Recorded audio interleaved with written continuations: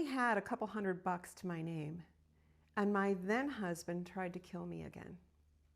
This is how I rebuilt my life. Hi, I'm Julie, and this is Grace and Grit and Coffee, and this channel is all about healing and rebuilding your life financially, mentally, emotionally, and spiritually after narcissistic and domestic abuse. So if this is of interest to you, let's grab a coffee and get started. While I'm not a counselor or a therapist, I am a life coach. And the reason I became a life coach is because I've experienced hands-on, heavy, narcissistic, domestic abuse, where my ex tried to kill me 3 times before I left. So with that experience, I think I can share with you in a fairly open and honest way how you too can survive this. First of all, if you've gotten to this point, I want to say I'm really sorry. I am. This is a hard thing to go through. You and I both know it is. You and I both know how it alters your life. And so what you're going through, I want to acknowledge, it's not easy. It's not. But you can get through this. I promise you, you can. You just have to keep your wits about you, and I'm here to help you with it. So first of all, if you think that you're going to be leaving the narcissist or the domestic abuse partner, I highly recommend that you have a little money stashed away somewhere so that you have enough money for at least a night to stay in a hotel, grab a bite to eat, and just kind of get your senses about you. There are different ways to do this. You can find different cash jobs on Facebook Marketplace. There are different cash apps where you can get paid daily and just have it distributed to like a Venmo account if your narcissistic ex doesn't know about that account. But there are just ways to get extra cash. You could weed somebody's garden. You could spend the afternoon babysitting if you can get away for that amount of time, and just stash that cash away somewhere. Don't put it in the joint account, and don't put it somewhere where the narcissist or abuser can get to it or see you put it. So I highly recommend that you have just at least a little cash set aside. The more the better, but at least have one night set aside for you, and if you're taking your children or pets with you, for you and them all to stay safely for a night. The next thing I need you to do is remember that narcissists can be very evil. They are very cunning, they know the tips and tricks, and they know how to find you. So I'm not trying to scare you, I am just going to be real with you because you need somebody to be real with you on these things. If you're ever going to do a search or go somewhere, I would highly recommend that you take this thought into consideration. Narcissists and abusers often track your cell phones and your computer and any electronics. Oftentimes they'll even hide cameras within your home just so that they can keep track of you. Or air tags, that's another popular one, so they can track where you are. What I would highly recommend is if you are going to do any sort of digital communication, that you do it at the library. Take up a hobby and make sure when you go to the library you're bringing back a book or two. Make it about something like cooking or recipes or something sterile like that. Not about how to escape domestic violence, because you're setting off a red flag with something like that. Honestly, don't do that. Make it something simple. If it's, you're getting a book for one of the kiddos, make sure that you're bringing home a library book. That way you need to go back to the library to return the book, or they can go and return the book themselves and they can see, oh, you have been to the library. But at the library, you need to set up a new email account. I recommend like Proton or something safe like that. And you only access it at the library on the library computers. The reason I say this is because my ex, for me and his previous wife before me, put keystroke logging software on our computers, and then he tracked our phones, and AirTags weren't quite the deal at that time, but yes, in fact, those are great ways to track somebody. So you need to be smarter than they are and cover your tracks. If you're looking for housing, if you're looking for a safe place to stay or a shelter or SNAP or EBT benefits because you're moving out. Any Google search is accessible. Well, unless it's incognito, and then trust me, everything is discoverable. So if a narcissist wants to know, or an abuser wants to know something, they will dig and they will find it. So you have to be very cautious. And that is the survival phase. It runs anywhere from 1 to 30 days typically. And it can vary with each person. Now in this phase, you're not trying to figure out the next step. You are just trying to get to safety. You're trying to get to a place of safety, a place of, you're feeling like you can shut off the light at night maybe. Because oftentimes when we have been in an abusive situation, we can't sleep at night. We just can't. That's just how it is. So phase 1, the first 30 days basically, are to get you to a safe spot, to make sure that you've got the necessary items to survive. This is not about thriving. This is not about the next steps. It's not about any of that. This is about just making it through the next 30 days. Okay. The second phase is what I call the stabilization phase. This phase, lasts anywhere from 1 to 3 months. Okay, so give yourself the time to do this and to do it properly. It's extremely important that you set aside this time to stabilize yourself. You will find that maybe your headaches are decreasing. Maybe that tight jaw that you've probably felt, you clench your jaw when you're nervous or tense. I would grind my teeth, and I did a number on my teeth because I would clench and grind my teeth at night. I was just so nervous and so afraid because quite often he was yelling and screaming over me as I slept. You never know when that fist is going to come, like going to hit you or hit the pillow next to you, or they're going to grab you by the ankles and drag you out of the bed. When you're in a narcissistic or domestic abusive relationship, you are living on edge. So this stabilization period is extremely critical. You need to be able to set aside this time. This is a time of starting to do a rebuild phase. But what I want you to do first is I want you to set up some sort of rhythm for yourself.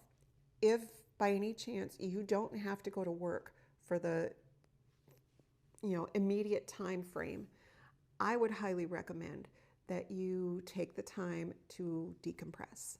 And that does not mean going to get your nails done, unless you can afford it for some reason. But a lot of us in this situation, we can't afford it. We're just barely hanging on and our nerves are fried. So getting our nails done is like the least of our concern. But if you can afford it, great.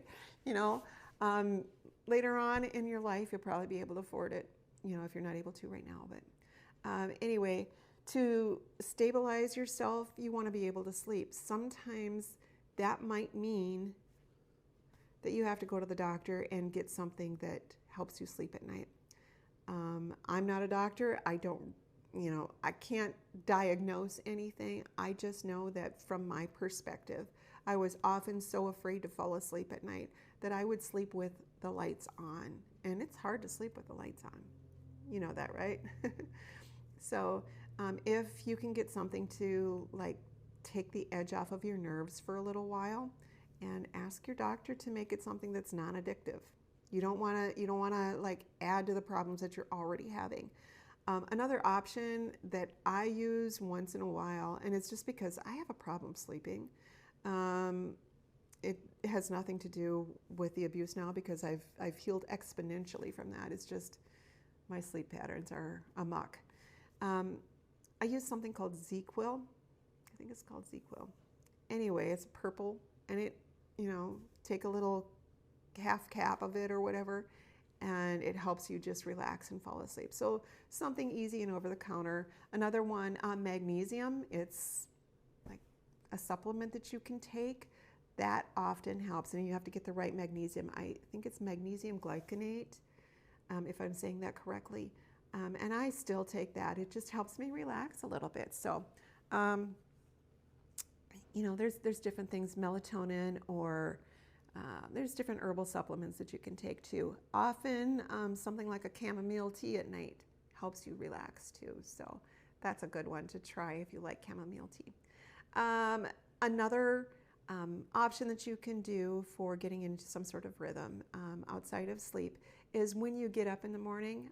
I like to get up a little bit early. I've always gotten up early, and just relax for a little bit. Actually, the first thing I do, and I'm just going to be completely honest with you, is I get myself out of bed and I fall to my knees and I pray and I thank God for the day, because there was a point in my life where I didn't think I was going to make it. And the odds were actually stacked against me that I would make it. I'll backtrack just a little bit. One of the instances when he did try to kill me, the police had come to our house and they had separated us. So one officer was getting his point of view, and this was not the first time they were called, and the other one had pulled me aside and he was talking to me, and my neighbor lady was watching as well because she heard everything that was going on inside our house. And he said, "Julie, one of these times we're not going to get here in time. And if you don't make the necessary changes, it's going to be too late." And that stuck with me. So that was the second to the last time. I let it happen the third time. And after the third time, it's like, I can't do this anymore. I'm done. He's not going to change. And the only one that's going to change in this relationship is going to be me. And that's going to be the same for your world too. They don't change. And if they do, it's not enough to make that marked change. They can pretend for a little bit, but they can't make that marked change to be a healthy person, because their structure is not healthy. I'm just going to say it, demonic entities that they listen to are not going to allow them to change. So you have to make the change. All right. Another thing that I do is when I get up, I will go make a cup of coffee and I will sit in the quiet. It's the end of November right now, so what I typically do is I turn on the Christmas tree lights and I have my cup of coffee, and Caleb will join me and we'll just kind of sit and relax, and I'll pray, and sometimes I'm doing my devotions, sometimes I'm writing in my journal. Sometimes it's just, okay, I just need to relax for the day first. Set up a rhythm for yourself. I strongly suggest that you make sure that you're eating well as well. That's critical. And you don't have to spend a lot of money to eat well. There are a ton of ways. Like if you've been going to the library to get books and you're getting those books with the recipes, you can look for healthy recipes on a dime. There's a couple of sites online that you can find once you're in safety, or if you're in the library, you can look up those sites online and find out how to dine on a dime and stuff like that. So also exercise is extremely good. I'm not talking you need to go to the gym and spend an hour there and do like cardio and lift weights and things. I'm talking going for a walk. I'm talking, if you feel safer at the mall, go to the mall and walk the mall for an hour and then go home. That sort of thing. Also, hydration is important. And, while I love coffee and tea, water is my favorite. I absolutely love it. After I got into safety, I would once in a while have a glass of wine and relax at night when I felt safe. And so that's an option. I just want to encourage you to make sure that you are not like depending on the alcohol or depending on the sleep medication so that you can relax, because that's not a healthy place to be in. Even if you weren't going through this, that's not a healthy place to be in. So use things in moderation. Make sure that you're checking in with your doctor if you have one. Another thing during this period is you can start looking for jobs. If you don't have a job, now is a good time to start looking for one. A lot of jobs also help train. So if you can get your foot in a door at a new job where your ex or your abusive partner doesn't know where you're working, all the more power to you. A couple of things that I want to remind you of, and this is something that is common sense kind of, but you do need to make sure that you are showing up for your shifts on time, every time that you're working, that you're not on your phone, that you're not like not being productive. You need to be able to maintain healthy work environment in order to maintain a healthy life. Okay, so don't spend your time at the water cooler talking to people or on your phone texting, even though you're at a safe place right now. You really need to be focusing on your work and maintaining that healthy work life. Okay, so show up for all your shifts, show up on time, and sometimes you might even need to work overtime just to make a little extra money. So keep that in mind. The next phase is empowerment. And this is kind of an exciting phase. This is the phase where a person typically starts to be able to breathe a little bit more again. It's also, it lasts maybe 3 to 6 months. And this is not the time where you dive into a new relationship or you get on the dating apps or anything like that. You need to stay clear of that. Honestly, you need to stay clear of that for a year or two so that you can get healthy, so that you can get your life back on track and get your finances back on track. I know it can be difficult because sometimes people think that I just need another income. So if I had somebody helping me with this, if I got a roommate, maybe they're a man and I'll feel safer. You want to just avoid stuff like that. You want to be able to do this on your own. You can do this on your own. It's been terrifying for you probably though to not do it on your own. And maybe your abuser made you think that you couldn't. So this is a great opportunity for you to empower yourself and say, you know what, I can do this on my own. I got this. Is it easy? No, life is never easy. I can tell you that straight up. It's not easy. Even after you've been healing for a while, it's just not easy. That's not how life is. There are easy days, but it's not always easy. So this is also the point in your life where you can start planning things. You can start maybe planning a weekend getaway or something. Maybe you can plan the next holiday event. You're going to your sister's house or whatever. You can start maybe going out a little bit more with if you're a female, with your girlfriends and saying, hey, can we go grab a bite to eat? I just want some female talk, or do you want to come over and watch, a comedy with me or something? That's a great opportunity at that point. Once your nerves have settled down a little bit, is to start having people back into your life. I do want to caution you though, make sure that you are not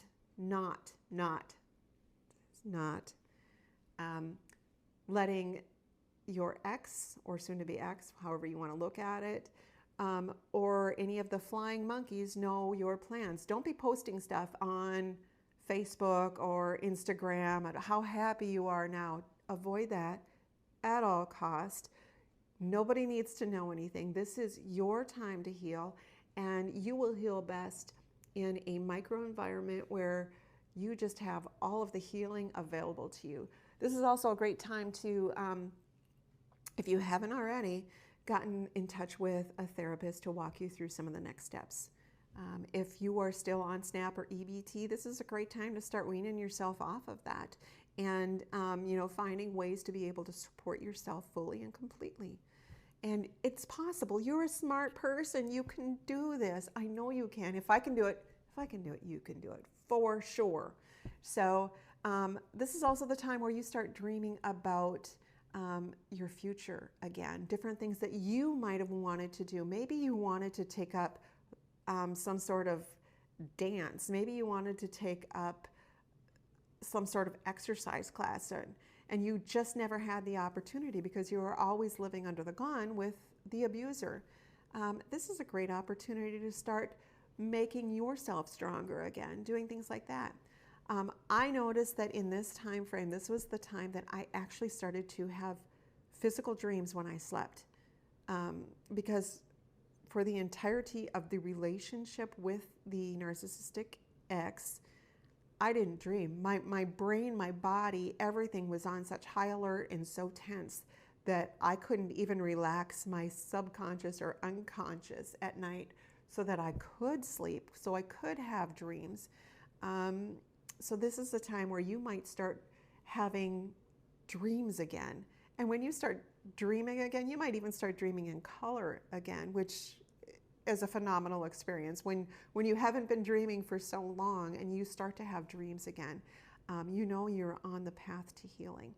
So those are the basic tips and tricks that I have for you right now. I know that was a lot. You can always rewatch this video. I have a couple of giveaways. First of all, I want to say one more tip and trick, and this is always remember your worth. Always. You are valuable. You are lovable. You are loved. You are important. And just because somebody decided that you weren't doesn't mean they're right. In fact, they're wrong. You are valuable. And if you need to remind yourself, put it on a little Post-it note and say, I'm valuable, I'm loved. And put it on your mirror. So when you see yourself in the mirror in the morning or whenever you go in to fix your hair or whatever, you see that note and you're reminded that you are valuable and you are loved. The next giveaway I have is I have a tips and tricks sheet listed below. All you have to do is just click on it. You can download it there. It's just how to get through some of these things. So I want to encourage you. It's free. Just go ahead, click it, grab it. Perfect. If this resonated with you at all, I hope that you click the like and the subscribe button and tap that little bell so that you're notified of any upcoming videos that I have. And I have one final giveaway. So as a survivor and a thriver now from domestic and narcissistic abuse, I am planning weekly giveaways for the next several months at least. And this week's giveaway is a cup with some special tea in it.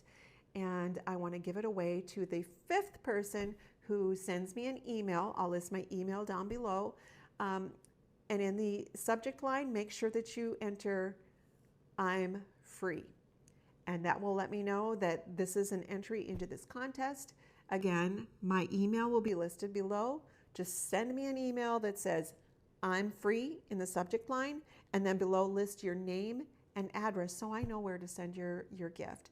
I will announce each week's winner on the next video, so make sure that you enter that contest for me, okay? You're gonna love the cup, you're gonna love the tea. You know, it's just a wonderful way to say thank you for watching and that you are valuable and you are loved. Again, one winner each week, you know, for the next indefinite amount of time. So we'll try to have different items each week. So until next time, thank you for joining me today at Grace, Grit, and Coffee. Again, my name is Julie, and you are valuable and you are loved. We'll see you soon. Bye.